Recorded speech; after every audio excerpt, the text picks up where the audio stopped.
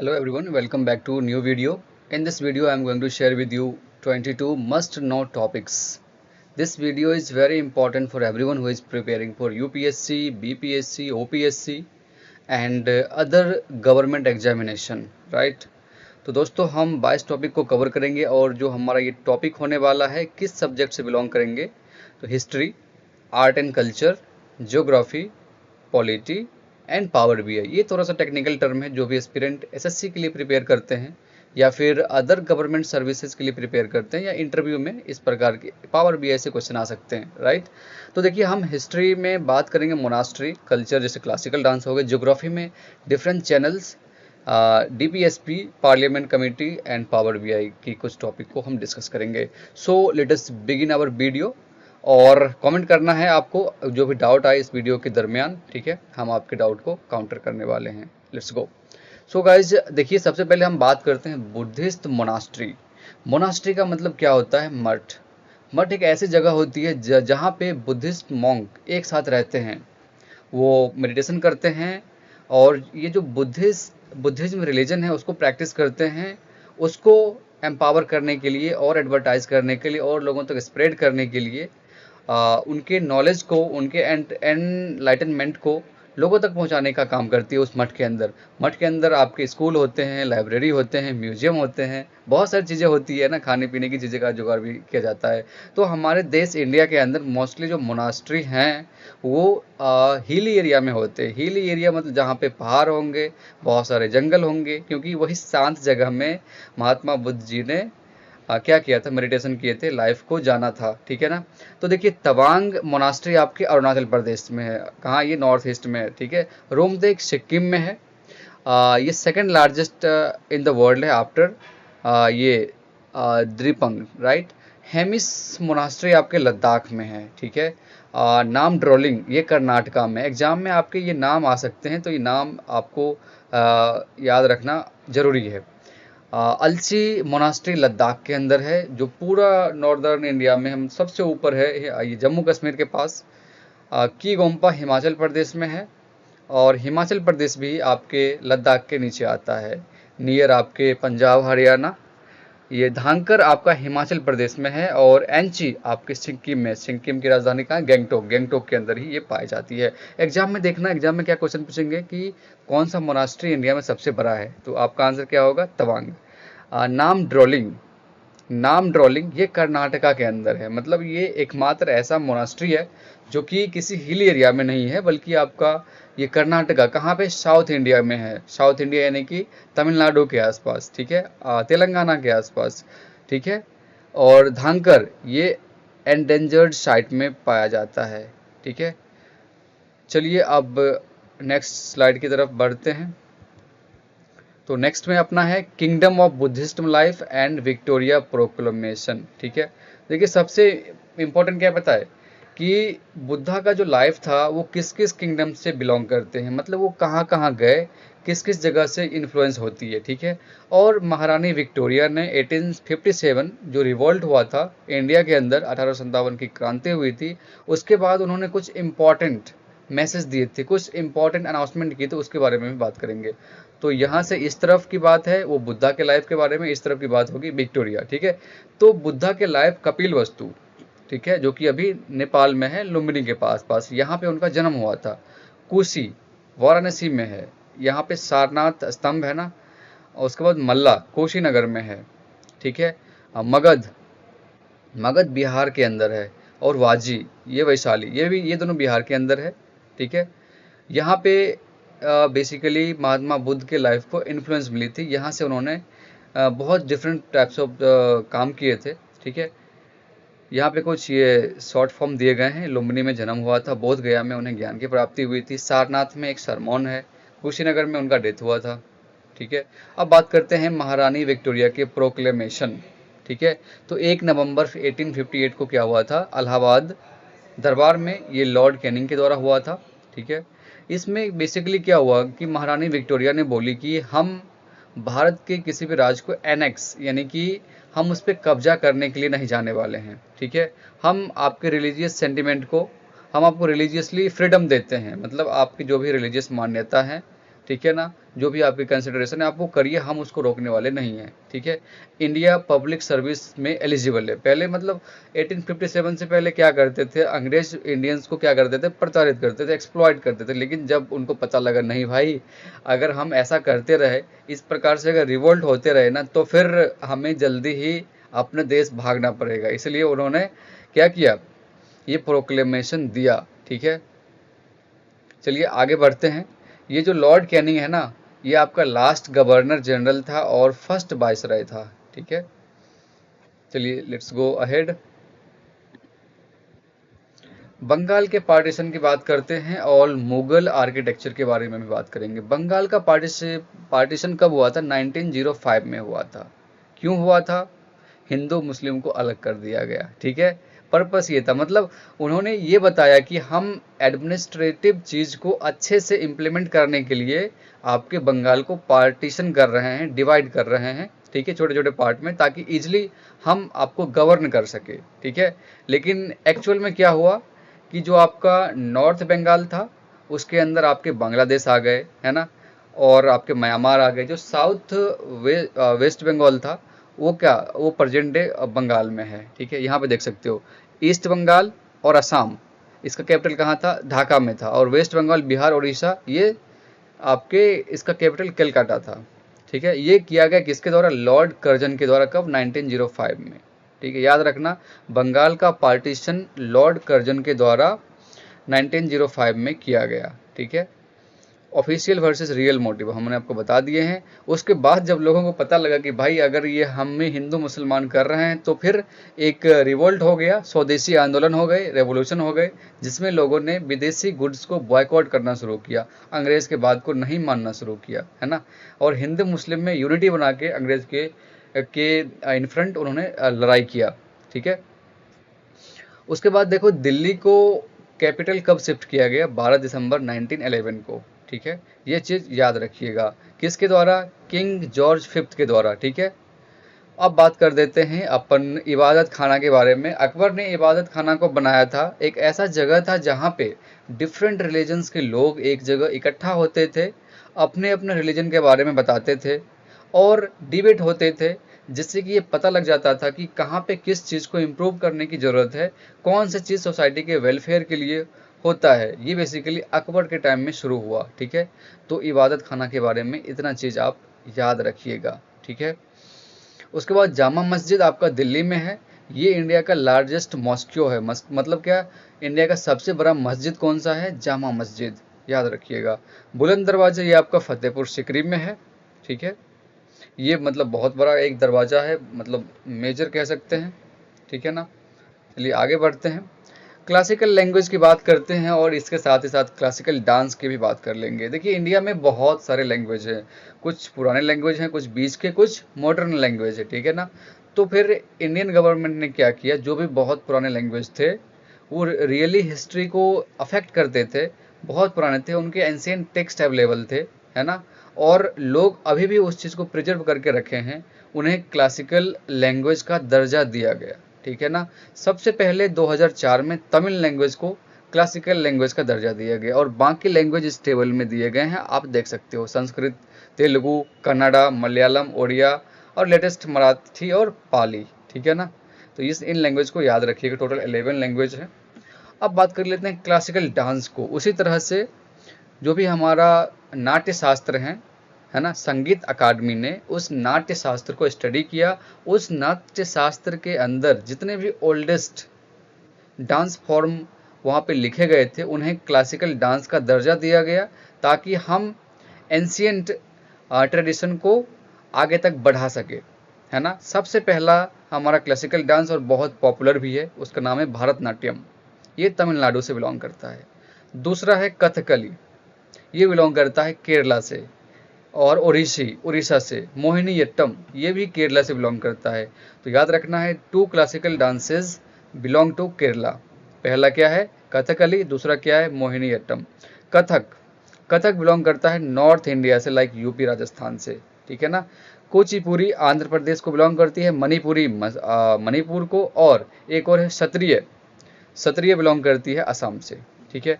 तो आपको ये याद रखना है कि इंडिया में 8 क्लासिकल डांसेस फॉर्म हैं।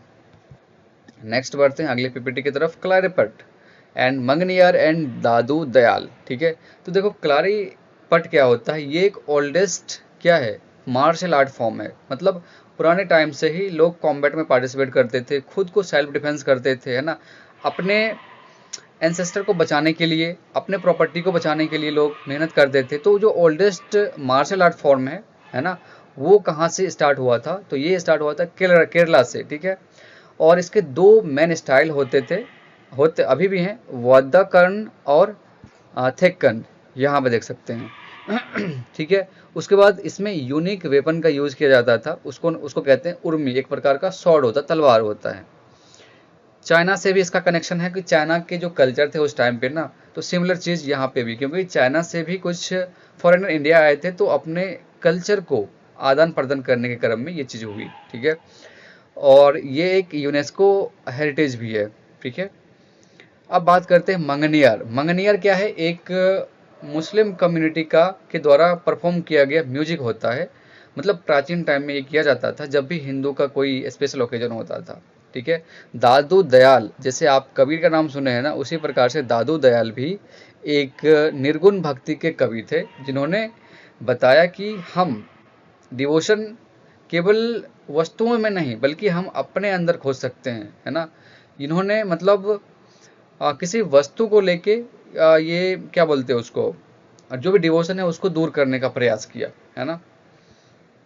आगे बढ़ते हैं, six system of Indian philosophy, जो हमारा भारतीय दर्शन है उसके 6 सिस्टम होते हैं, उसको बात कर लेते हैं, फिर हम टेम्पल आर्किटेक्चर की बात करेंगे। तो देखिए, सबसे पहला है न्याय। न्याय जो हमारा सिस्टम ऑफ फिलोसफी है, उसके फाउंडर कौन है, गौतम बुद्ध। ठीक है, इसमें लॉजिक, एपिस्टोमोलॉजी और 4 प्रमाणाज हैं। दूसरा है हमारा वैशेषिका, कनाद इसके फाउंडर हैं। तीसरा है सांख्य, कपिल इसके फाउंडर हैं। योगा, पतंजलि इसके फाउंडर हैं। मीमांसा, जैमिनी, वेदांता, बदरण्य। तो न्याय, वैशेषिका, उसके बाद क्या है, सांख्य, योगा, मीमांसा, वेदांता, ये हमारे 6 सिस्टम ऑफ इंडियन फिलोसफी हैं। ठीक है, न्याय क्या बोलती है कि आपके लॉजिक और एटम, मतलब कि स्मॉल लेवल पे काम करती है। Sankhya plus yoga, theory plus practice चाहिए। मतलब आपको सांख्य अगर फिलोसफी को सीखना है या योगा सीखना है, then you have to do practice. Mimamsa and Vedanta, then you have to perform ritual and read ancient text. All 6 are Astika except Veda, Nastika, Buddhism, Jainism, Charvaka reject Veda. अब बात कर लेते हैं हम टेम्पल आर्किटेक्चर के बारे में। तो सबसे पहला है पंचायतन स्टाइल। पंचायतन स्टाइल में क्या होता है, एक मंदिर, एक टेम्पल हमारा सेंटर पे होती है, एंड उसके चारों तरफ फोर टेम्पल्स होते हैं, जो कि ये बताता है कि जो सेंटर में हमारा टेम्पल है उसको 4 टेम्पल क्या कर रहे हैं, प्रोटेक्ट कर रहे हैं। ठीक है, मतलब 4 टोटल, ये 5 टेम्पल का सिस्टम बन जाता है। द्रविड़ स्टाइल ये कहाँ पे, जैसे आपका पंचायतन, आपका लिंगराज टेम्पल उड़ीसा में हो गया, है ना, कोणार्क टेम्पल हो गया। उसी प्रकार से द्रविड़ स्टाइल की बात करते हैं, ये आपका साउथ इंडिया में फॉलो किया जाता है। गोपुरम जैसे कि गेटवे टावर हो गए, है ना, विमाना ओवर मेन श्राइन हो गए। नगारा स्टाइल क्या कहाँ पे फॉलो किया जाता है, तो ये नॉर्थ इंडिया में नगारा स्टाइल फॉलो किया जाता है। कर्विलीनियर, शिखारा टावर, पंचायता मोस्टली नगारा स्टाइल। देन आपका है विसारा स्टाइल, ये दक्कन के आसपास फॉलो किए जाते हैं। एग्जाम के पॉइंट ऑफ व्यू से आपको याद रखना है, जो पंचायतन होते हैं वो 5 मंदिर एक प्लेटफॉर्म पे होते हैं, मतलब एक ही जगह पे 5 टेम्पल होते हैं। शंकराचार्य प्रोमोटेड इट, मतलब जो शंकराचार्य थे, पुराने कवि थे, है ना, उन्होंने पंचायतन टेम्पल सिस्टम को प्रमोट किया था। नगारा नॉर्थ में होता है, द्रविड़ साउथ में होता है, और वेसारा दक्कन के क्षेत्र में होता है। ठीक है, आगे चलिए अपन बात कर लेते हैं अब national emblem, geographical channel and tropic of cancer के बारे में। तो नेशनल एम्बलम आप सबको पता है कि अशोक चक्र हमारा नेशनल एम्बलम है। इसको 26 जनवरी 1950 को अडॉप्ट किया गया था, है ना, उसी दिन जिस दिन हमने अपने कॉन्स्टिट्यूशन को अडॉप्ट किए थे। ठीक है, इसके अंदर 4 लाइन होते हैं, 3 लाइन विजिबल होते हैं और 1 लाइन पीछे होता है। जैसे आपका ये मान लीजिए कि क्या है, नेशनल एम्बलम है, तो नेशनल एम्बलम में 1 लाइन यहाँ पे, 1 साइड में, 1 यहाँ और 1 पीछे होता है। ठीक है, सत्यमेव जयते जिसको बोलते हैं नेशनल मोटो ऑफ इंडिया, इसको मुंडक उपनिषद से लिया गया है ना। और इसका मतलब है कि सत्य की ही विजय होती है। इसके अलावा नीचे में एक चक्र होता है जिसको धर्म चक्र बोलते हैं। इसमें 24 स्पोक व्हील्स होते हैं at the centre, same as national flag. ठीक है, याद रखिएगा। अब देखिए बात कर लेते हैं जियोग्राफिकल चैनल के बारे में। जैसे 10 डिग्री चैनल, ये लिटिल अंडमान और निकोबार इन दोनों को सेपरेट करती है। 9 डिग्री चैनल करती है आपके लक्षद्वीप और मिनिकॉय को सेपरेट करती है। 8 डिग्री चैनल मिनिकॉय और मालदीव्स को सेपरेट करती है। Duncan passage south Andaman and little Andaman को सेपरेट करती है। सिमिलरली ये आप बाकी के चैनल को देख सकते हैं। आगे बात करते हैं ट्रॉपिक ऑफ कैंसर, जिसका मतलब होता है कर्क रेखा। ठीक है, इंडिया से ओनली ट्रॉपिक ऑफ कैंसर ही पास होती है। आपको कमेंट में बताना है कौन सा ऐसा देश है जहाँ पे tropic of cancer, tropic of capricorn and आपके विषुवत रेखा, है ना, ये तीनों चीज़ उस देश से पास होती है। कमेंट करना है, तो उसका सही आंसर है साउथ अफ्रीका। ठीक है, तो tropic of cancer 23.5 degree north को बोलते हैं। इस ट्रॉपिक ऑफ कैंसर किस किस इंडियन स्टेट से पास करती है उसका नाम यहाँ पे है। सबसे पहला है आपका गुजरात, उसके बाद राजस्थान, सेंटर में मध्य प्रदेश, इधर छत्तीसगढ़, ऊपर झारखंड, इधर वेस्ट बंगाल, आगे त्रिपुरा और मिजोरम, है ना। ये टोटल कितने देश हैं? 8 देश हैं। ये 8 स्टेट हैं, सॉरी 8 स्टेट से पास होती है कौन? Tropic of cancer. निमोनिक क्या होता है यहाँ पे आप देख सकते हो। सरप्राइज फैक्ट ये देखना है कि भाई असम ट्रॉपिक ऑफ कैंसर का पार्ट नहीं है। एग्जाम में आपको ये क्वेश्चन पूछेंगे तो आप कंफ्यूज मत होना। ठीक है, let us go ahead. Now we will discuss about DPSP, directive principle of state policy, article 77 and parliamentary committee, right. So see what is DPSP, directive principle of state policy. क्या होती है कि इसमें हम क्या करते हैं, जितने भी दुनिया के देश हैं उसमें शांति बने रहे, वो देश अपना अच्छे से हारमोनी में जीवन व्यतीत करे, इस चीज़ को प्रमोट करने के लिए हमने डीएसपीएस लाए हैं। ठीक है, डीपीएसपी सॉरी। और ये हमारे संविधान के पार्ट 4 में है। आर्टिकल 35 टू 51 के बीच हैं ये सब। ठीक है, जैसे बात करते हैं आपके आर्टिकल 38 सोशल ऑर्डर के बारे में बताती है। 39 इक्वल पे, मतलब जितना काम करे उतना पैसे मिले। आर्टिकल 41 राइट टू वर्क, कि हमें काम मिले, हम देश के हैं ना, तो हमें अपने जीवन व्यतीत करने के लिए, पैसे कमाने के लिए काम मिले। 42 मैटरनिटी, 43 लिविंग वेज, 47 हेल्थ। ठीक है, सिमिलरली आर्टिकल 40 आपके विलेज पंचायत के बारे में बताती है। 43 cottage industry, 46 weaker section, 48 cow protection. सबसे इंपॉर्टेंट है 44 uniform civil code for all citizens, मतलब जो हमारे लिए सिविल कोड है ना, अदर सिटीजन के लिए भी होना चाहिए, राइट। 45 में बोलती है फ्री एजुकेशन। ठीक है, तो आप यहाँ पे देख सकते हो इंपॉर्टेंट टिप्स है। Directive principle of state policy में पार्ट 4 में हमने आपको बता ही दिए, 36 टू 51 आर्टिकल में है। ये इरिस कॉन्स्टिट्यूशन से लिया गया है। ये नॉन जस्टिसेबल है, मतलब सुप्रीम कोर्ट में या फिर हाई कोर्ट में या फिर किसी सिविल कोर्ट में ये जस्टिसेबल नहीं है। आर्टिकल 44 यूसीसी को बताती है। अब चलिए बात करते हैं आर्टिकल 77 में। ये बेसिकली कुछ पावर देती है हमारे प्रेसिडेंट को। मान लीजिए इन केस ऑफ हमारे देश के अंदर किसी स्टेट में कुछ प्रॉब्लम होंगे तो उसमें प्रेसिडेंट हस्तक्षेप कर सकते हैं। Article 77 union president name, article 166 state governor name. ठीक है, मतलब 77 को ये प्रेसिडेंट फॉलो करती है, 166 को गवर्नर फॉलो करती है। ठीक है, अब बात कर लेते हैं पार्लियामेंट्री कमेटी, एस्टीमेट कमेटी। ये सबसे बड़ी कमेटी होती है। ठीक है ना, इसका 1 ईयर टेन्योर होता है। पब्लिक अकाउंट कमेटी 22 मेंबर होते हैं। इसमें पूछता है कि सबसे बड़ी कमेटी कौन है, तो आपको बोल देना एस्टीमेट कमेटी। दूसरी पब्लिक अकाउंट कमेटी 22 मेंबर्स होते हैं, है ना। ओपोजिशन पार्टी में होते हैं, जिसके चेयरमैन कौन होते हैं? ओपोजिशन पार्टी होते हैं। पब्लिक अंडरटेकिंग कमेटी, है ना, इसमें 22 मेंबर होते हैं। पीएसयू ये सब आती है इसके अंदर। स्टैंडिंग कमेटी में 24 मेंबर्स होते हैं। और अब बात कर लेते हैं थोड़ा सा पावर बीआई। पावर बीआई एक आपका टेक्निकल टूल है। ये माइक्रोसॉफ्ट के द्वारा जनरेट किया गया है, माइक्रोसॉफ्ट के द्वारा बिल्ड किया गया है। कौन से ईयर में बिल्ड हुआ था? 2014 में बिल्ड किया गया था। इसका काम क्या है? बिजनेस इंटेलिजेंस को बढ़ावा देना है। मतलब अगर आप इस सॉफ्टवेयर को सीखते हो तो आप क्या कर सकते हो, आपके पास जो भी रॉ डेटा है वो आप इस सिस्टम को फीड करोगे, आपको जो आउटपुट मिलेंगे उसको बहुत ही अच्छे तरीके से रिप्रेजेंट करके मिलेंगे, चार्ट के रूप में, बार ग्राफ के रूप में, है ना, और डिफरेंट फॉर्म में, जिससे कि आप इजीली किसी पर्टिकुलर डेटा को एक्सेस कर सकते हो। इससे आपका बिजनेस प्रमोट होगी। ठीक है ना। हाँ, तो यहाँ पे डेस्कटॉप दिया गया सर्विस मोबाइल डेस्कटॉप का मतलब क्या हुआ कि आप अपने सिस्टम के अंदर कुछ चीज़ बनाओगे, सर्विस के अंदर आप शेयर कर सकते हो, मोबाइल के अंदर आप उसको रीड कर सकते हो। ठीक है, तो हमने इस प्रकार से टोटल 22 टॉपिक्स को कवर किए हैं जो कि आपके बिलोंग करते हैं history, culture, geography, polity and power BI से। आई होप कि आपको इस वीडियो से कुछ बेनिफिट मिला होगा, और कमेंट करना है अगर ये इस वीडियो को कुछ इम्प्रूव करना चाहिए हमें उस लेवल पे, तो वो चीज़ हम आपको रियली अप्रिशिएट करेंगे कि हम कहाँ पे इम्प्रूव कर सकते हैं। आपका बहुत बहुत धन्यवाद इस वीडियो को देखने के लिए।